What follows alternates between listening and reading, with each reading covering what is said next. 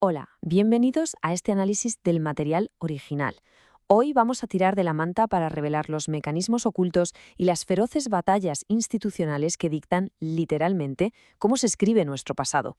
Porque lo que sucede a puerta cerrada en las universidades y en los despachos de las grandes editoriales determina de forma directa cómo entendemos el mundo hoy, qué identidades asumimos e incluso cómo leemos las noticias. Y os aseguro que es un tema absolutamente fascinante.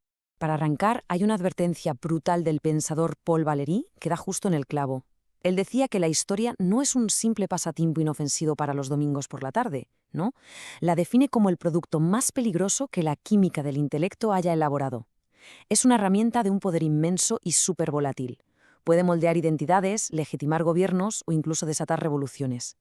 Y precisamente por ese inmenso poder, quienes tienen la difícil tarea de investigar y escribir el pasado están hoy sometidos a unas presiones asfixiantes desde un montón de frentes distintos.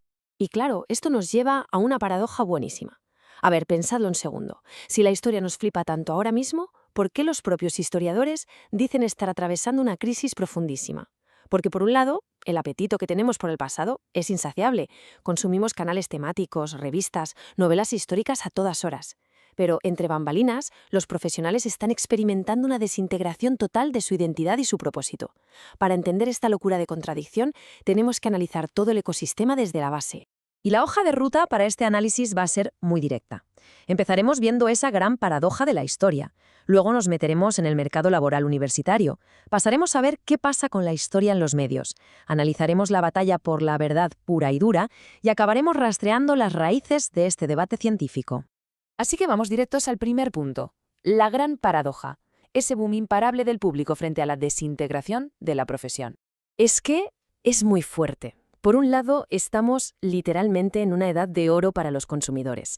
Nunca antes habíamos visto las librerías tan a rebosar de ensayos que son superventas, o museos batiendo todos los récords de asistencia. Es una industria millonaria que capta por completo nuestra imaginación.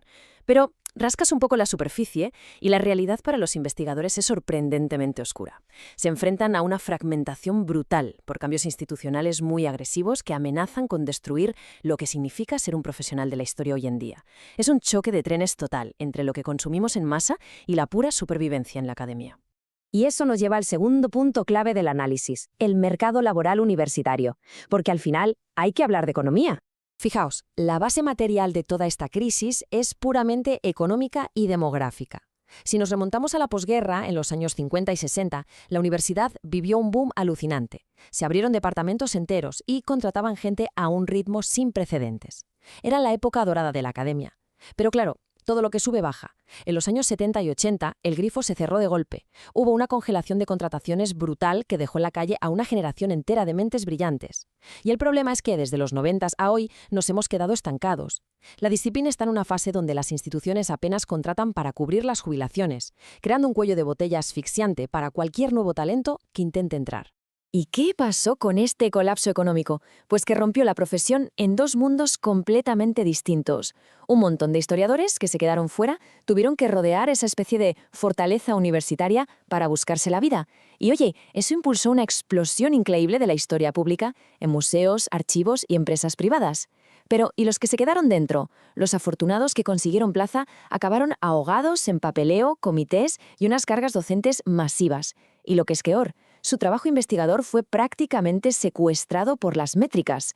Ahora parece que solo vales lo que dice tu índice internacional de citas o cuántos artículos publicas en revistas super nicho. Y claro, esto transforma por completo la esencia de investigar, alejando cada vez más a los académicos del gran público.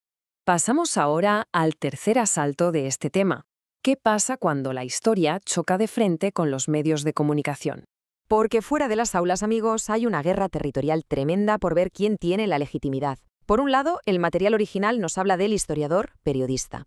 Estos son académicos de pura cepa intentando salir de su torre de marfil para conectar con el gran público, muchas veces pasándolo fatal para rebajar un poco su tono académico. Y por el otro lado tenemos al periodista historiador. Son comunicadores nativos que a lo mejor no tienen el título en historia, pero tienen una habilidad absolutamente increíble para crear bestsellers. Y claro, saltan chispas. Las normas rígidas de la universidad, llenas de notas al pie y matices técnicos, chocan de frente contra este enfoque comercial que lo que busca es una buena narrativa que entretenga.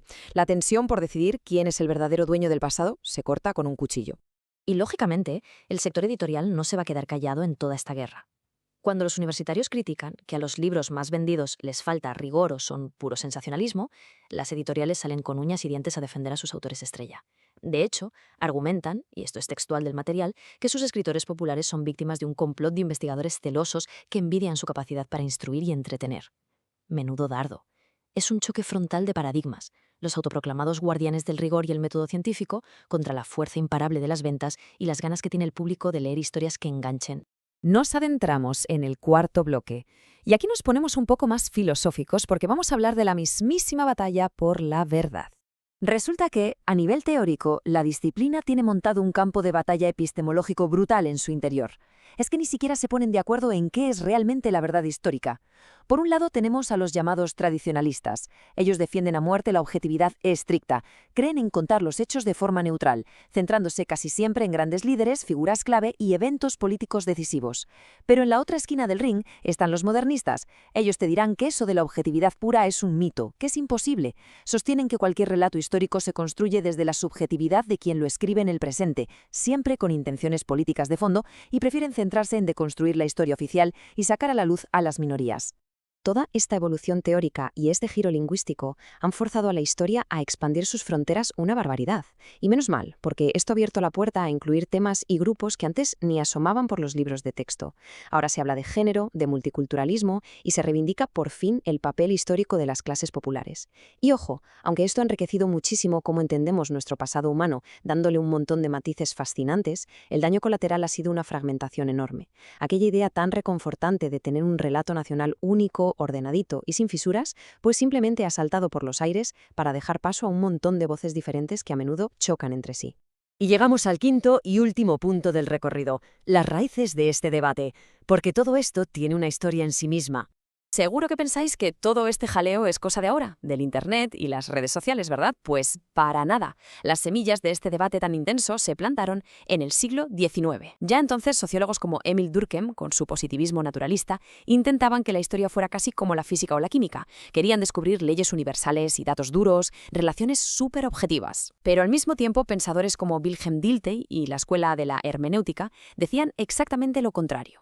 Ellos defendían que, si vas a estudiar a los seres humanos, los métodos científicos fríos no sirven de nada. Para ellos la clave era interpretar las experiencias vividas y descifrar la tremenda subjetividad de nuestras acciones. Así que, si destilamos todo esto, la gran conclusión que sacamos de las fuentes originales es que esta especie de crisis existencial no es un fallo del sistema, no es una racha mala pasajera, es una característica que viene de fábrica, incrustada en el propio ADN de la disciplina.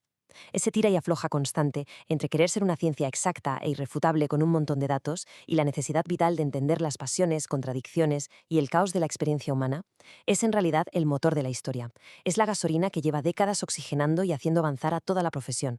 Y todo este análisis nos deja con una pregunta que es absolutamente vital para el futuro de nuestra sociedad.